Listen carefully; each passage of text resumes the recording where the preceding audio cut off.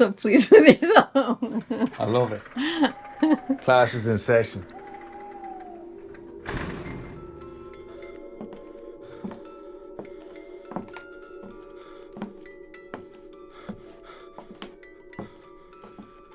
There's so much to talk about. That's our new haunted bell, by the way. Yeah. Sorry we've been away so long. Well, we had to. We had to be. It was yeah. our season off. We're going to take it. Yeah, but it was definitely longer than we anticipated. So, yes, welcome back. We were gone. We had a shite start to the year. Full disclosure up top, I lost two of my grandparents this year in February and then again in May. So if you remember from the earlier episodes, because there was a few at the start of the year, I was like going back and forth to Ireland and then we both had to go back and all this sort of nasty business. So it ended up just being like... A lot. And we couldn't, like always, like if I can't devote enough time and I feel like we're just pushing stuff out for the sake of pushing stuff out, I'm not really into it. And not just that, like we ended up getting chickens. I know you guys remember the black ones that we had. Unfortunately, one of them passed, Dolores.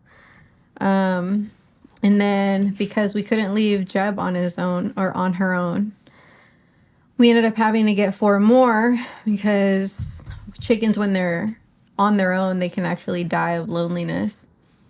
Look it up. I'm not making it up. But so I got 4 more, and they need a lot of attention when you don't have a brooder, which I didn't have. So I kind of just used a heating pad, a pet crate, and a light. And as they got bigger, we used like a kiddie pool for them. Yeah. And a heating lamp and the heating pad. So I had to make sure that none of them died. Yeah. And that was a lot. I didn't even go to yoga while I was like taking care of them because like my priority was the chickens. It was do you know what? It genuinely was like a weird few months. And I feel like only in the last maybe 2 months, like things have kind of settled down. Yeah. Or something. I don't know. Everything was just kind of off, I think. But we went to Maine. We did. We just got back from Maine. Mm-hmm. I got so sunburnt that my nose blistered. We went whale watching. Yeah. We saw one whale. We did see one, though. And when we go back, we're going to see more. Yeah, we went to Maine. That was a whole bunch of fun. I couldn't recommend... We went to Kennebunkport. And the ghost tour that we did there, because to be honest, the last few that we've done haven't been great. Yeah. But this day, it was run, like, our particular guide was an English teacher. He was, like, very cool. He was lovely, yeah. Yeah, like, very pleasant. And then at the end, we kind of had, like, a little campfire session, like, everybody telling ghost stories. And yeah. his story that he told was really good. Like, genuinely one of the scariest stories. We'll let him tell you. He's right here. No, I'm just kidding. He's actually a part of our poly relationship. He's our third. Kenny from Kennybunk. Yeah. That's actually his name, Kenny from Kennybunk. No, so other than that, though, and then, we've been, like, really busy doing my top secret project that I wasn't talking about before because I was afraid that it would just, like, fizzle out and nothing would happen. But Houston Strange is my new thing, and I'm not using Weekly Creep just to talk about it, but I feel like it's something that most of you guys would be interested in. It's a boots on the ground, like, documentary interview style podcast. And the first series is more or less ready. It's just how it's worked out. It'll be releasing on Thursday, I think the 17th of October, will be the first episode. It'll be on its own feed. It's completely separate. It's part of Creep Media, but it's not Weekly Creep. It's not related. Related. Yeah. It's like, they're not related, but they're the same network. Yeah. Which is our made-up network, which is Creep Media. So yeah, I think everybody's going to really like it. Dulce came out with me. Basically, like, I've been going to people's, like, haunted houses and haunted locations, and just, like, I have a business card now. Yeah, I went to the last one, interview that you did, and it changed my life. We got really lucky with that last guest. that we had on. You guys are going to find out in November when that series comes out. Like, I still can't believe that happened. Yeah, and we will, like, I know it kind of feels kind of shitty because they're like only like give like a little bit of this, a little bit of that. When it all comes out, we will definitely have like a maybe on Patreon like a ask me anything question type dealio. But I do want it's in the sphere now, and a lot of it has been like a little kind of like ritual is not the right word, but like just manifesting kind of stuff, like having a business card and like going to these places and stuff. So it's all these little steps to get you to where you want to be. Yeah, because it's something that like it's literally taken me like 6 months now to get it kind of up and running. Yeah. So yeah, that I'm very excited to share. It's cool. And so I think what we're gonna try and do with Weekly Creep is stick to like one episode every couple of weeks. Yeah. Until we get back into the swing of things, and then that other and then Houston Strange will be every 2 weeks for a limited time. So yeah, I think like that's pretty much it. Like some other cool stuff has happened like in between. Mostly it's just been kicking around. And you know what I really liked about Maine is that it broadened my it lessened my hesitation and like seeing us live in another state. Oh yeah, it was like lovely. It like very opened friendly. Yeah, and like opened my like because we drove through Massachusetts, we drove through New Hampshire, we went to Maine, and because everything is just so much closer to each other up north, I was just like, oh well, I guess traveling's not in a car is not that big of a deal. Yeah, like we popped into Salem like literally from Portland where we landed and stuff. Yeah, like we landed in Portland and drove to Salem the same afternoon. I was and like we got an there hour away or something. Yeah, like we got there soon enough that we were able to make the shops because the shops closed early in Salem. And we had like a nice little shop around, me and my cousin. Yeah. Yeah. And so now I'm like, not gonna lie, I was looking at houses in like Vermont and West Virginia, and I'm like, I could live here. West Virginia, I like. I've never been there. I really want to go. Yeah, I'm like, let's Lindsay, pack up. we're coming. And I'm like, let's do what we said earlier when we were talking about housing, where we're like, let's just travel to states that we think we'd enjoy living in just for like a day or two and just scope it out and be like, you know what, this is a good vibe. No, this is not. Yeah. And then let's just fucking do it. And like go get one of those houses from like that Instagram account that you follow. It's like old cheap old houses. Cheap old houses. Yeah, no problem. We'll just that's just my email from the Society for Psychical Research. Let's just do it. Kicking off. Yeah, sure. Let's just. I'm just feeling pretty optimistic, and I just don't want anything to temper down my optimism because as soon as that happens, I'm gonna be like, oh well, fuck it all. I'm just gonna, so I don't want that. Oh, do you know what it is? When you're ready, lift your seat up a little bit. Oh, okay. Because you look like a miniature me or something. You know what I mean? Hiding in the corner. We've also got a new camera. Like that's how long it's been. Like this camera is new to Weekly Creep. Like, you know what I mean? So some stuff will like be finagly. You guys know us by now. I feel like I had some listener stories in the bag as well that we just didn't get around to. So if you did send me a story, feel free to send me a reminder email or just send the story again. Or if you haven't sent anything yet, send it. And yeah, we'll definitely read it soon. Right, anyway, so this is the third time saying this, but we just went outside to wash our chickens because... the ones that are laying eggs. Yeah, it's like 90-something degrees out. It's very hot. They're making a lot of noise. Mm-hmm. So we had to dunk them in some cold water. And yeah, then I was saying that the last thing I wanted to mention about our little trip up to Maine and Massachusetts was to get back onto the motorway going back towards Maine, we actually had to take the Danvers exit or entrance onto the motorway. So we pulled over really quick to have a look at the old Danvers Mental Asylum, which is now like luxury condos. Mm-hmm. And like they really didn't change that much. No, and they kept the original facade. Like yeah, And they have a sign out in front that said that it's like a historical landmark. Oh, really? Yeah. So yeah, we didn't get out of the car or anything because we didn't want to be like those ghost people. And we're like, oh yeah, they're trespassing. Because where they have the sign and all, that's where the reception is. Yeah, and like the booking inquiries and all that kind of stuff. Yeah.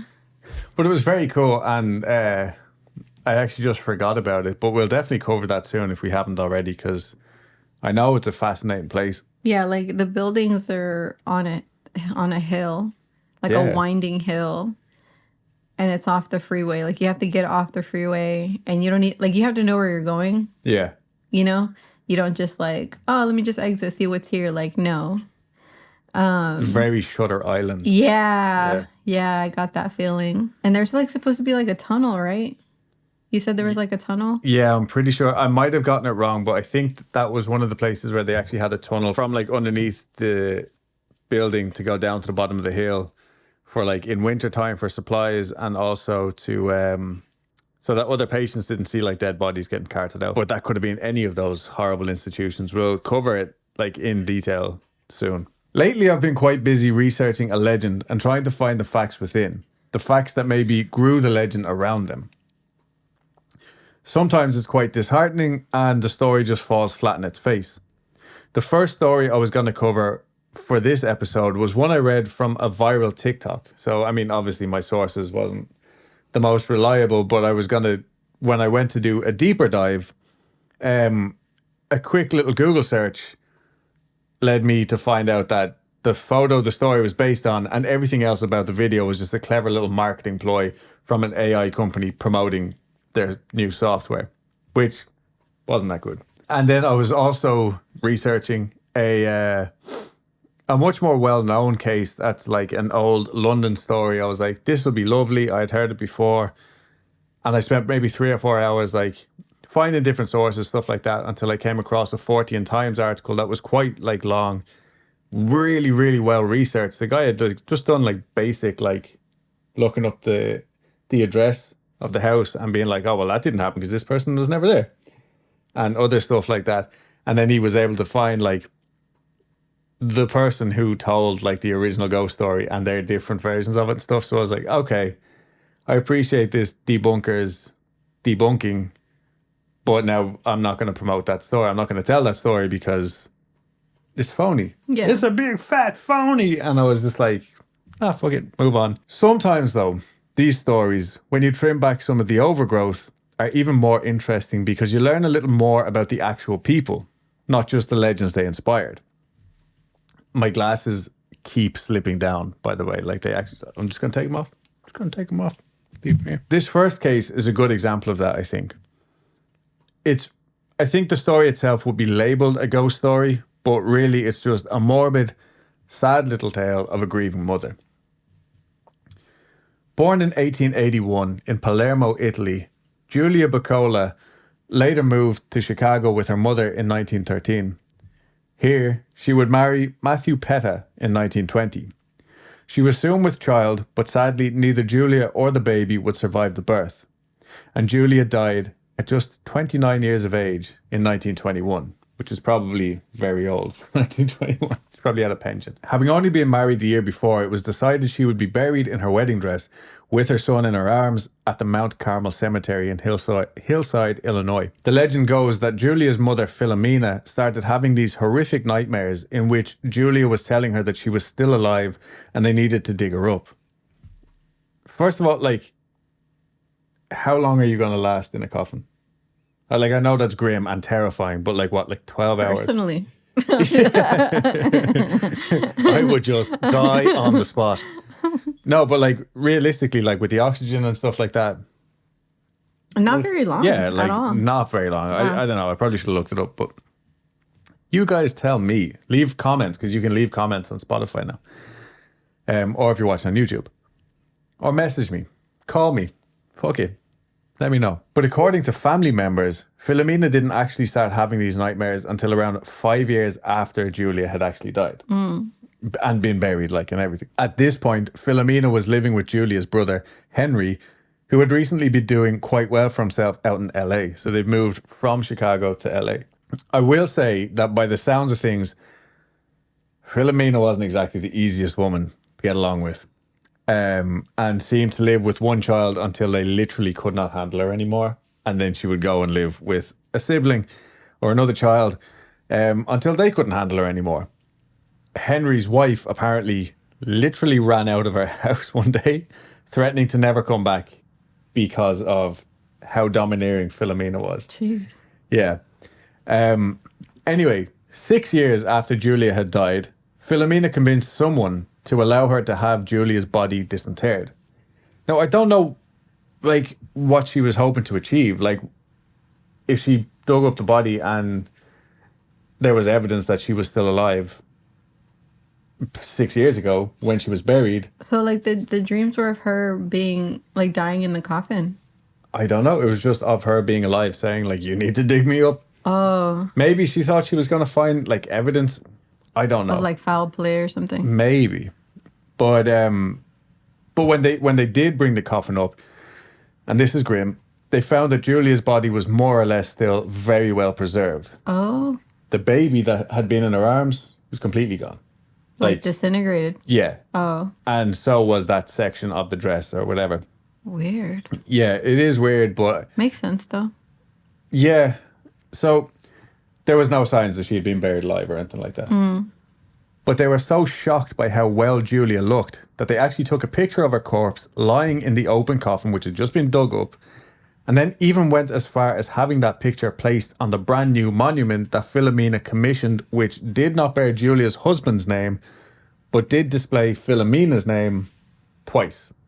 Weird. Yeah, so that's why, look, like, obviously losing a child is a horrific thing for anyone to go through. I can't claim to understand what this woman was feeling, but one theory as to why Philomena demanded all of this is because Julia's husband was actually about to remarry another woman around the same time. Oh, that makes sense. Yeah, and it's thought that this spurred the whole thing on. Like, maybe she thought her child would be forgotten about.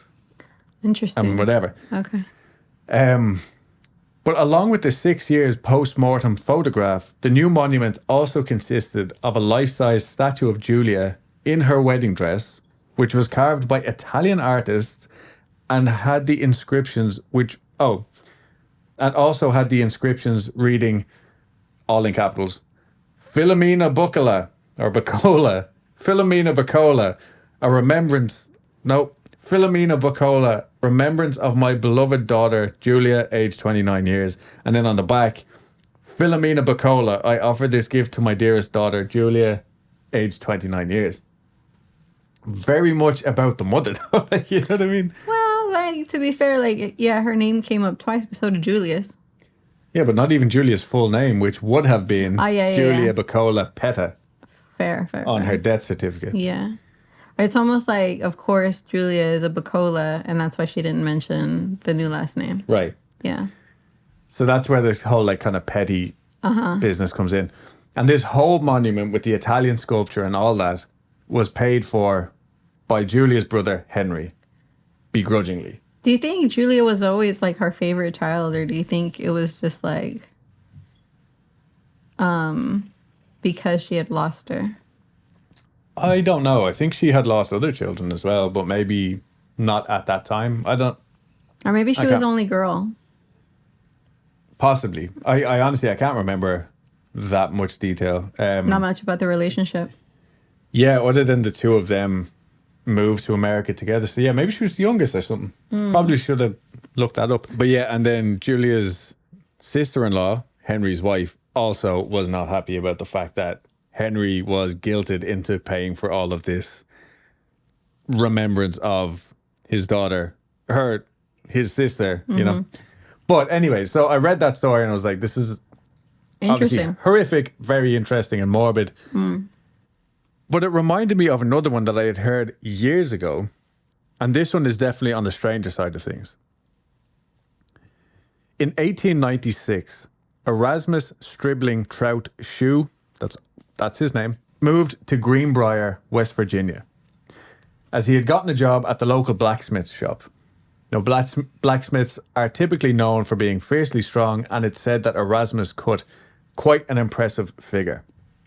He had sadly been widowed twice before moving to Greenbrier, So I'm sure he was thanking his lucky stars when he met Elva Zona Hester. Zona to her friends. I'm sure Zona was taken by this big, strong blacksmith with the sad story too, because they met in October and were wed in November. Yeah. I guess things moved a bit quicker back then when like the average life expectancy was only 45. That's fact. I looked that up. I read a few different accounts of this story too, where the husband's name was actually like Edward and stuff, but my main source was from wvexplorer.com, who republished an article from 1910. And it was the most detailed version I could find. Embellished? Probably. But here we are. In January, Zona became ill. 2 months after they met, 3 months after they met, and was under the care of a local doctor who noted how compassionate and caring Erasmus was, tending to his wife's sickly needs. On January 22nd, 1897, Erasmus knocked on the door of Aunt Martha's house. She was a local figure. Aunt Martha was known to everyone as Aunt Martha. She wasn't actually related to Erasmus or Zona. But her actual son used to run errands for like the locals, I guess, because Erasmus just knocked on the door and asked the young lad to go up and check on Zona to see how she was feeling while he was at work. He's like, run up there, see if she needs anything from the shops or whatever, pint of milk, what have you. The young lad was busy doing stuff for other people that morning though, and eventually at 1 o'clock, upon Erasmus's fourth time knocking on the door, Anderson, the kid, was finally able to run up and check in on Zona. This next bit is a quote from Anderson, who was only 11 at the time. 4 times he came back to the house for me. Each time I was busy. About 1 p.m, he came again, and I agreed to run his errand. Going to the house, I felt that something was wrong. All the doors were closed, and there was an air about the place I did not like. Reaching the steps, I saw a trail of blood. That scared me. But I went and knocked on the door. No one answered. I tried it, and finding the door unlocked, walked into the kitchen. The trail of blood continued across the floor to the dining room. This door too was closed. Once more I knocked, and, getting no answer, walked in. I stumbled over Mrs. Shue's body. There she was, stretched out on the floor, looking right up at me through wide open eyes. She seemed to be laughing. Now, this is horrific, especially 11 years old. I was frightened, but still able to reach down and shake her. She was stiff and cold. Running from the house, I called across the fields to Aunt Martha, his mother. Mr. Shue is dead. As she ran to the house, I went down the road for Mr. Shue, finding him at the blacksmith's shop with Charles Tapscott. When I told him what I had found, he yelled and, with Mr. Tapscott, started for the house. I continued on to get Dr. Knapp. When we reached the house, Shue had taken his wife from the floor, placed her on the bed, and held her head in his arms, crying for her to come back. But strangest of all, although no one thought of it at the time, he had dressed Mrs. Shue, placing one of those old-fashioned, high stiff collars around her neck and holding it in place with some kind of scarf. Now this was the kid saying this was old-fashioned in 1910. Dr. Knapp immediately started an investigation to determine if Mrs. Shue was still alive, and throughout his efforts to revive the woman, Shue continued to hold her head, refusing to let him examine it. Finally, the doctor turned and said, "It is an everlasting faint. Her heart has failed." Which, everlasting faint, I think is just a nice way of saying, she's dead, man. It's said that while waiting for the doctor, Erasmus bathed Zona and then dressed her in that weird collar or whatever. The article I was reading said Zona's body was taken over the mountain to her mom's house. I guess they had to have her wake there. But also, I think her mom was quite elderly and not really up for the 14-mile trip to where Zona and Erasmus had actually been living because she'd never been there. Again, it wasn't cars and stuff like that back. This is West Virginia in the hills and stuff back in the day. So this Elwyn probably never left her house. Between Saturday and Monday, when the funeral was actually held, Erasmus, quote, never once left his dead wife's side in the presence of others. When not at the coffin, he permitted no one else to go near it, not even her mother. Taking his place at the head of the corpse, he guarded it closely. In addition, he placed a folded sheet on one side of his wife's head and some nondescript garment on the other. They served to keep it in an upright position. Zona's head. Totally normal. Zona was buried in the little family graveyard that Monday, and this is where it gets weird. A few days after the funeral, Zona's mother, Mrs. Heaster, and actually I think I got Zona's name wrong at the top of this thing. It should have been Heaster. Zona's mother, Mrs. Heaster, is woken out of her sleep by a noise. As she peers around the darkened little room, she sees a shape in the shadows.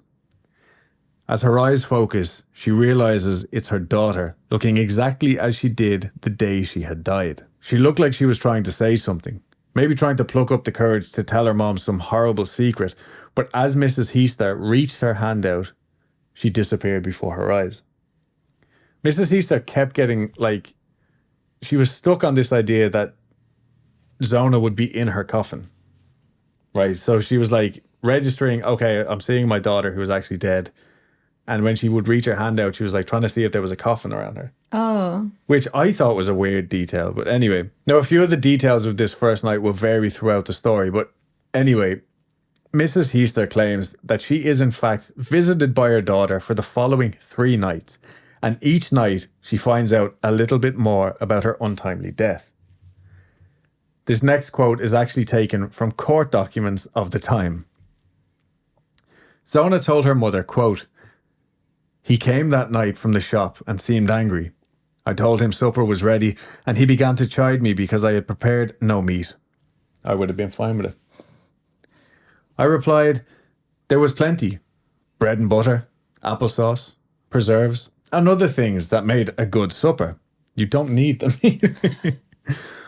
He flew into a rage, got up and came towards me. When I raised up, he seized each side of my head with his hands and by a sudden wrench, dislocated my neck. So Mrs. Heaster started telling her neighbours what she had learned and how she had come across this information. I think initially people were just listening to be polite, but she was just so sure in her story that eventually people started to believe her. Her brother-in-law went to confront Erasmus, and after talking with him and the Joneses, the people who found her, Aunt Martha and the kid, the brother-in-law was only further convinced that what Mrs. Heaster was saying was completely true. Together, the two went and met with attorney John A. Preston and were so sure of the evidence that they had that the attorney took up the case and started his own investigation. Oh, wow. Yeah. He spoke with Dr. Knapp, who was Zona's doctor and had been the one to examine her body initially with the eternal faith and all that. He was quite open about the situation and agreed that an autopsy should be carried out to put an end to this. With Erasmus and for some reason the Joneses present, Zona's body was exhumed the following day and brought to the one-room schoolhouse where the autopsy was to be performed. Sick. But can you imagine being one of the kids, at school, and it's just I'm sure word got around. Yeah, they were probably looking in the windows and shit. That there was an autopsy on your desk. Yeah. But in Dr. Knapp's defense, how awkward, you know what I mean? If this was just a grieving husband and, he was probably oh, fuck, I don't know, she's dead. I'm sure there was no foul play here. Yeah. Let me just sign off on the thing. Obviously, he shouldn't have, but... And that's how murderers get away with it. Yes. So Erasmus was ordered to sit in the corner for the duration of the 3-day examination. Wow. While Dr. Knapp checked every possible cause of death. It's the second examination of Zona's body, and it took 3 days, but eventually the doctor did find that, yes, her neck was broken after all. Her windpipe had been crushed, and on the throat were marks of fingers indicating that she had been choked. Also, I think Anderson was present for the entire thing, the 11-year-old boy. Why? Now, another article did say 3 hours, not 3 days, but either way, this was horrific for everybody involved. Especially the child. Yeah, and that doctor must have felt like a twat, in fairness. Oh yeah, her neck is broken. She's yeah. Anyway. Why did it take until the end of the examination? Didn't he feel like it was fishy that Erasmus kept holding on to Zona's head? It's well, we're going to do an autopsy. I better start at the toes and work my way all the way up. Yeah. You know what I mean?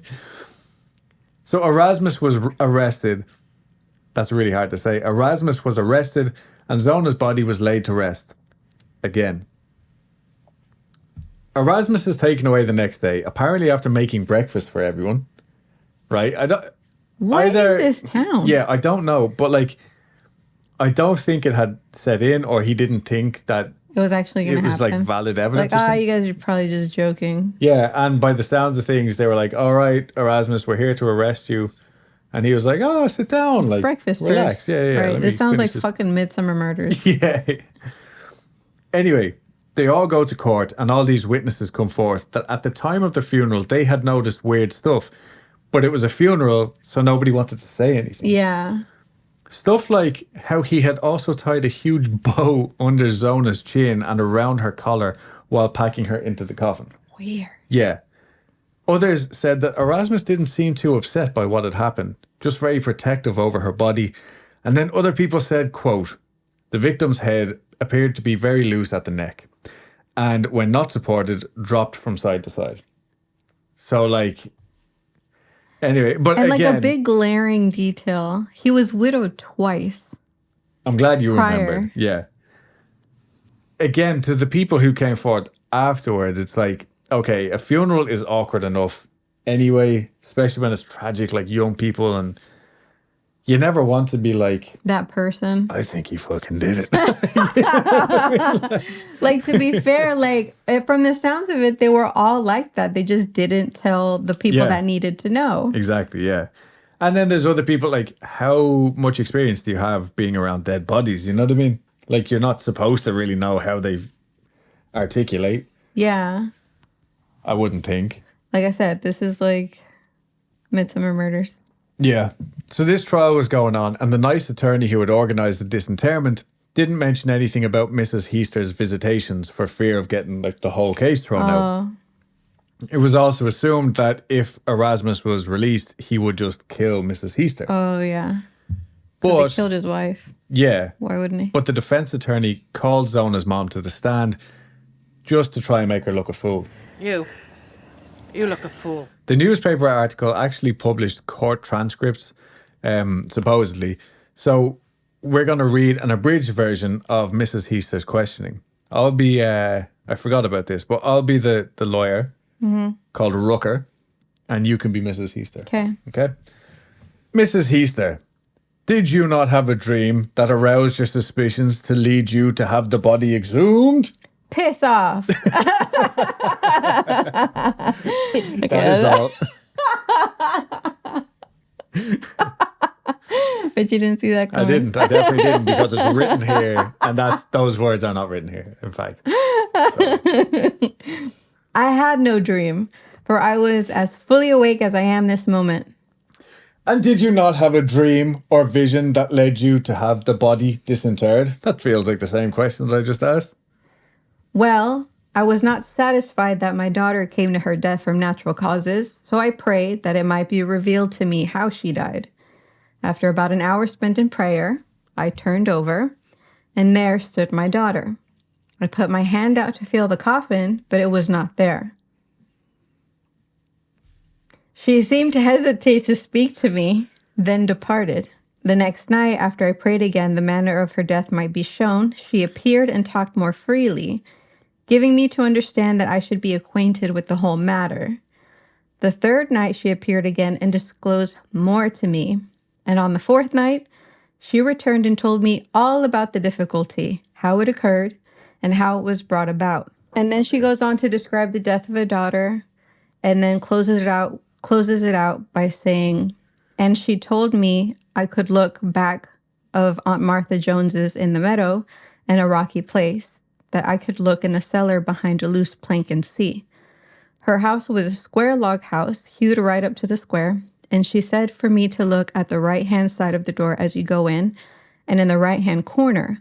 I saw the place exactly as she told me, and I saw blood there as she told me. So these are my lawyer glasses. This is for Rooker. Yeah, this is a condescension here, yeah. It is? I mean, yeah. Okay, cool. Because that's what you're trying to do, right? Yeah, I'm the big fancy pants lawyer. Yeah. And this was not a dream founded upon your distressed condition of mind, is how the lawyer speaks. No, sir. It was not a dream. I was as awake as I ever was. Then, if not a dream or dreams, what do you call it? I prayed to the Lord that he might come back and tell me what happened. And I prayed that she might come herself and tell on him. Do you think you actually saw your daughter in flesh and blood? Yes, sir, I do. I told them the very dress she was wearing when she was murdered. When she was about to leave the room, she turned her head completely around and looked at me like she wanted me to know all about it. And the next time she returned to me, all about it. And the next time she returned, she told me all about it. The first time she came, she seemed as if she did not want to tell me as much as afterward. The last night she came, she told me she had done everything she could. And I'm satisfied she did all that too. So we're actually just there's so much we're gonna skip. Ultimately, the jury sided with Mrs. Heaster. The lawyer was made to look a prick, and Erasmus was sentenced to life in prison. Now, this case is famous as the first case in US history that used evidence from a ghost, but the ghost was actually never brought up by prosecution, and so officially never entered into the equation. But ghosts. Yeah. But what was more that I think I may have left out here, like I said earlier, that lady had never been to her daughter's house and Erasmus's house, but she claimed that she knew everything about it. That little secret hiding place that she spoke about behind Aunt Martha's never amounted to anything, but it was a place. Yeah. You know what I mean, when she get there. But nobody mentions the trail of blood that Anderson.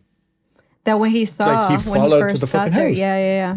Nobody talks about that anywhere, which is weird in and of itself. So I can't say one way or another. Maybe it was just a mother's intuition, but she felt she had to make up a ghost story for people to believe her. At the end of the day, ghosts or no ghosts, the killer went to prison, narrowly avoiding being lynched by a mob and dying 8 years into his life sentence. But yeah, so what about the blood and the other two women that he almost definitely murdered? And then, the creepiest factor of this whole thing was just so casually brushed over. The ghost of Zona, while walking out of her mother's room, turned her head completely around 180. That's what was actually, that's what Mrs. Heaster was describing. Jesus. Her daughter saying, yeah, check it out. My fucking, this neck broke. Yeah, necks aren't supposed to do this. Yeah. Look at me, I'm an owl. So yeah, my sources this week were West Virginia Explorer or wvexplorer.com, Wikipedia, and orderofthegooddeath.com, which actually had an absolutely brilliantly written article on the Julia Bacola story. But I had a great time researching that. It was a really nice break. And but before we go, because I completely forgot, we're all over the place. The reason why we have this bell that I was ringing at the start is because... You want to be a bellboy? I'm going to be a bellboy. We wanted a haunted object. I wanted a haunted object. And I decided after seeing the movie Oddity, this bell is the perfect thing to do it because it's just so freaky. It is, especially if there's no one around ringing it. Yeah. As of yet, it hasn't happened. But... still waiting. We plan on taking it to, basically anytime we go somewhere that's haunted. I'm going to have it covered in a glass jar. And yeah, so if you do ever see us and you want to see the bell and put your intentions in it, please do. Yeah. All right. Been doing weird stuff while we've been gone. And yeah, I think that's it. So welcome back, everybody. I haven't really thought about Patreon and stuff like that yet because I might just open it like Blind Boy does. Just have it as an option, but realistically, I don't want to promise, we're going to do X, Y, and Z. Yeah. And then not have anything on there. The people who are signed up, I will let you know if we do activate it again because, like I said, I don't want to just surprise, there's $5 gone out of your account. But it is actually such a huge help, when it comes down to buying lenses, microphones, whatever, and even small bits. The clip broke off one of my microphones. I can't replace the clip. I have to buy a new microphone if I want to use it. Oh shit. Yeah. So stuff like that, having the Patreon is really, really convenient for. But yeah, reach out to us. Let us know what you thought of this episode. If you want to share a spooky story with us. And also check out houstonstrange.com. It's a full website and you can submit your stories on there. And I'll post them either like Reddit style in like pages, or if it's a bigger story and we can meet in person, it'll be a whole episode or series of its own. All right. Yeah. Okay. Bye. Bye.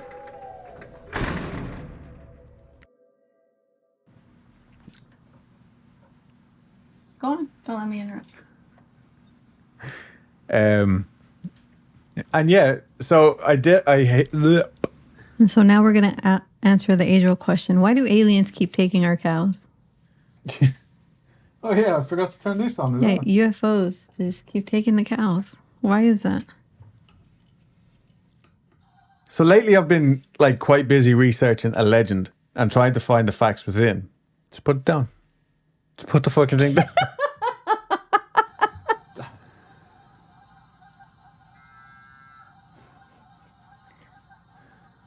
This is really important work. Mrs. Heaster claims that she is in fact daughter. She is in fact daughter. You skipped like 3 Yeah, words. it's not even what it says here. There's a silent outline.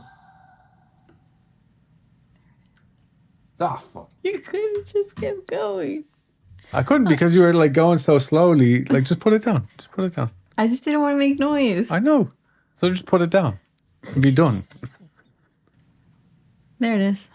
Yep. You still can't see it anyway. If you zoom in, you can see our new accessory.